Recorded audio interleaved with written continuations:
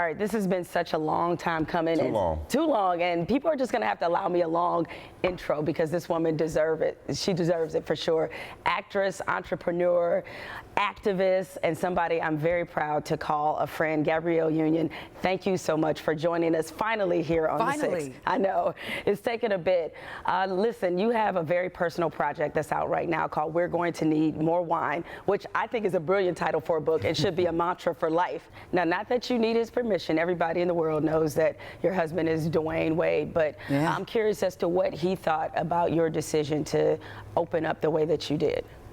Well, you know, I'm following him. You know, he is the New York Times, you know, best-selling author in our household right now. So, you know, he shared his truth, and it freed up so many people to highlight the important work of Black fatherhood. And so that sort of freed me up to sort of share my truth, and he was all for it. He was only nervous about the chapter about my my father's infidelity.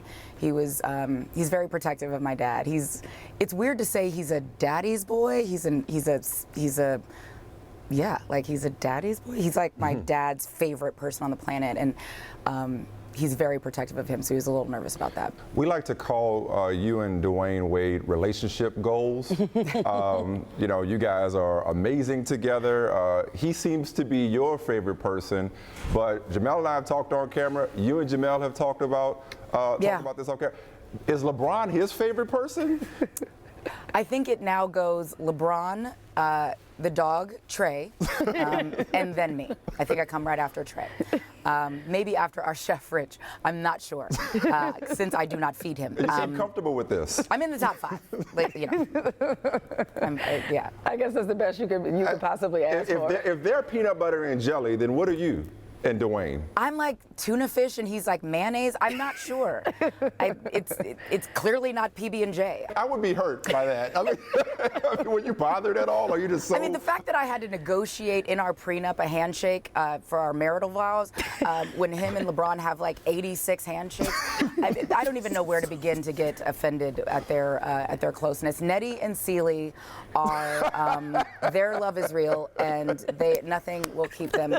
You know, Dee had a lot of options, you know, after the buyout, but none quite as appetizing as that peanut butter. I mean, I'll stop. So I've hogged enough. Go ahead, Jamel. No, I mean, I want to get back to your relationship with D Wade, and I guess thus LeBron. D Wade recently said that, you know, he made the decision to come off the bench, and obviously, you know, you guys talk about everything. What were your conversations about that like, and were you surprised that he kind of arrived at this decision on his own? Well, first of all, I was like, why? I don't date no sub. Why? I'm not married to a 6 man. But look, at this point, I just want him to be happy. And I know that being on this team with these veterans and these guys who are committed to winning, you know, Ty Lue, who I've known for 1,000 years, who's a Nebraska guy, he's a Cornhusker, they're gonna figure it out. And this is where they're at.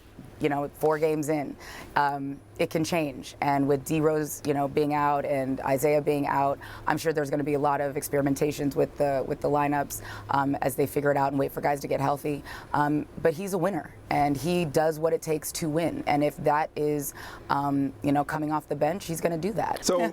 Your new book, We're Going to Need More Wine, it's kind of an extension of what you already are. You're already an open book. Your life's an open book. Your social media, I have no idea when you sleep because you're constantly posting. And you're really, shall we say, what's the word, explicit, or just like you put it all out there. And I just wonder, does D Wade ever say, babe, you play too much? Like, I love you, but you play, like, with some of the things that you may share. I'm not going to be specific, but some of the things you may share from time to time. Well, I think he knows how I joke, and he knows how people can take my jokes and where they can take my jokes.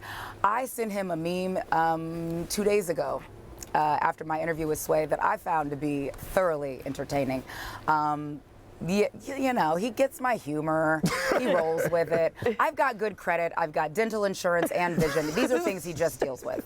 You know, it could be a lot worse for him. You know what I mean? Well, among the things you posted on social media was your Wade World Tour, which was amazing. Now, we live vicariously.